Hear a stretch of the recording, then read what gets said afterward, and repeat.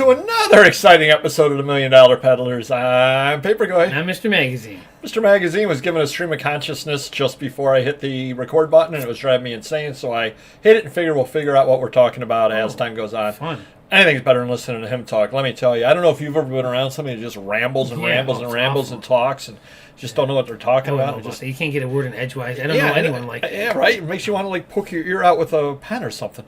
Or an ice pick. You made a comment a little bit earlier. In fact, it was... Your bandage?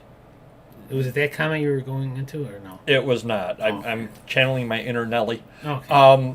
No, you made a comment to me that you had an employee who was listing comics and was listing comics quickly, but the problem is they're getting, and I'm rounding here just to make the math easy, 40 hours a week, $15 an hour, $600. And then you add in, on top of that, unemployment, workers' comp, and so on. Right, yeah. They're costing you, I don't know, $700 a week, something other like that, to do it. Yeah. But you're not getting the return on investment quickly off of it. In other words, they're putting a lot of comics up on Amazon, which long-term, you'll do fine. Yeah. But short-term, they're not even covering their own salary. Well, and we've been listing comics for 10, 12 years on Amazon. We probably have 20,000 of them on there. And the point being is, we have a daily count sheet. Generally, comics we're going to sell 10 a day. It's usually, and they could be $50 comics, $10 comics, 7, 5. So even if they're averaging at 10, we're going to sell $100 in comics a day minimum, maybe 150. Less fees, less. Right. Yep. So with me paying him for 40 hours to list a ton more comics, it's not going to add much to that daily sales. Well, even if every single comic that's sold were his, you'd be getting in $700 in a week, less fees, and paying him $700 a week. Right. Which really not worth it. Doesn't make you any money short term. The inventory we have, really not worth it. I mean, he's a comic guy, that's why we started him on that. But I had a meeting with all the listers. I said, hey, the kid's great. We just have to make him better and more diverse into, hey, now let's get him listing records because records sell well on Amazon. Let's get him, let's see, he knows Pokemon. Let's give him a box for Pokemon cards as a backup plan. So if he runs out of comics or if he runs out of records, he's got Pokemon. Today we gave him Hot Wheels cards because I had my assistant manager listing Hot Wheels. And I go, not for nothing, but this is kind of beneath you. $5, $10, $15 Hot Wheels. You should be listing die-cast stuff, large scale, $20 or more. Let's give it to the new guy. Let him. So he was doing it all day long. And then next week, hey, let's teach him how to do eBay because whatever's not on Amazon, whether it's records, Pokemon, comics, Hot Wheels, now he can list them on eBay. So we got to get him more well-versed into everything we do, not just focus on comics, because that will not pay the bills and that will not keep him here. And it got me thinking, and I definitely will need to consider this. I'm still not at that point because, again, we did the video a little while ago. Is it am I a real reseller or just a dabbler? And in some ways I do dabble because even though I've been around businesses forever, I understand ROI, I understand all of those various things. I don't have the need at this point to do that because I have the day job income coming in, which covers my day-to-day bills. All I really need the reselling business for is to break even. Realistically, in other words, I don't want to be selling nothing and having all of the eBay fees and having all of those fees. So I need to make enough money off it to cover itself. And then anything beyond that, well, that's what I would do vacations or if there's a comic that I want for my collection or, want to go out to dinner on a weekend, things like that. It's things that I could cut back on, if I needed to do so. At least you said you're going on whatnot, breaking even. Yep, and one of these days I'll make it. You hit that mark right on the head. One of these days I'll make that. No, but as I transition into retirement, I was waiting to hear your wiseacre comment.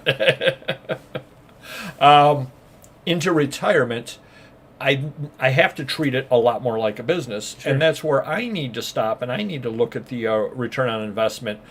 And I've begun to do so in that back in the old days, every once in a while I'll be selling a comic book that I listed on Amazon for $2. And I'm going, what was I thinking? I'm not making any money on that. Right. now I've upped it to $4 is the absolute minimum, and that's like a comic here or there if I've already taken the time to look it up. Right. And generally speaking, I'm up trying to get $6, $8, $10 items up over there.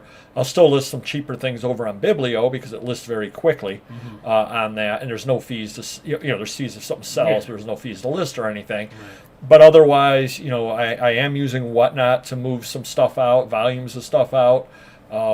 Because again, I keep finding good stuff in the garage, good stuff in the basement, but then I get bogged down in listing other stuff, or the newest stuff that comes in I list. Right. Because I buy a box full of stuff for $20, and yeah, it's a great box full of stuff. But in the long run, if there's a bunch of $10 to $20 slow-moving items in there, maybe I am better off selling that on Whatnot at $3 a piece, leaving the room for somebody else to be able to make the money on it. And if the box has 100 items in it, I paid $20. I paid 20 cents an item. If I can turn it into $3 an item, Right. and not bog myself down listing it on eBay, where meanwhile I go and I list $40, $50 items that I already own. Yeah. Because again, it's hard to turn down if there's a big box of stuff with 100 items in it that this is decent stuff, and they go $20. It's hard to turn that down. Yeah, I hear you. But that's where I need to not bog myself down in it and list the stuff. Right. And it's difficult. It really is, and that's where you ran the math, because I guess the flip side of what you're doing, what you're saying right there, is if you were willing to bite the bullet and just keep him listing comics, you would long term make money. Long term, I would lose a lot of money. Short term, for the next year or two. Probably. Short term, yeah, yes. Right. But long term, you would make money. Sure. He goes and he finds another job opportunity at the end of this year. You'll be selling comics from him in 2024, 2025, 2026, 2038. You'll still be making sales off of things that he listed in 2023. Yeah. Basically, he's listing between a short and a long a day. So 5 days a week, you're talking about, say, 4 longs. 6 months, you're talking about, 40 longs or whatever it is. I mean, it's a lot of longs. But again, is my average daily comic sales of 10 going to go to 30? Probably not. And then probably go to 16 or 18. Right, yeah, and that's where I said the long term he would end up making you money. Yeah. And I think that's one of those deals that if you had not an infinite number of employees, but an infinite number of employees and an infinite amount of space, and you were younger, you're 22 instead of however old you are, where you've got 50 years in front of you of selling or 60 years in front of you of selling. It might be worthwhile at that point to sit there. Let's say that you got into this business and you had $1 million cushion, so that you could handle it. Yeah.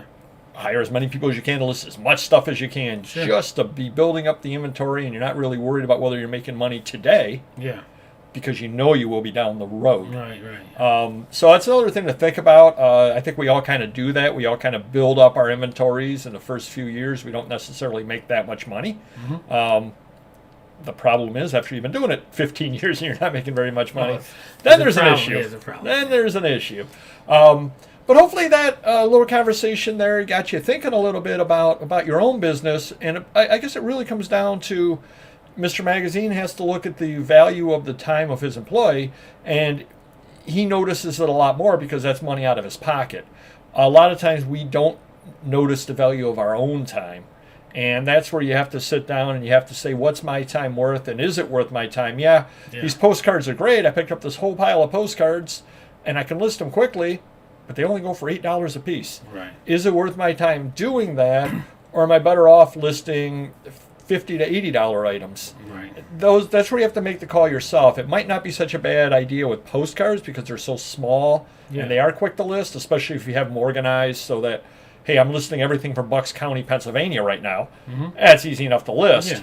Versus, I'm listing for $300 a piece, but they're 12-volume book sets, and I got to check every volume to make sure they're complete. So there's a nice trade-off, space, time, and all that kind of stuff. But you got to find your sweet spot yourself. And a lot of people don't think about that. But go into it with a plan, and you'll be much, much happier. And I've got a plan for you, too. Hit that like button. And we'll see you next video. Take care. Bye-bye.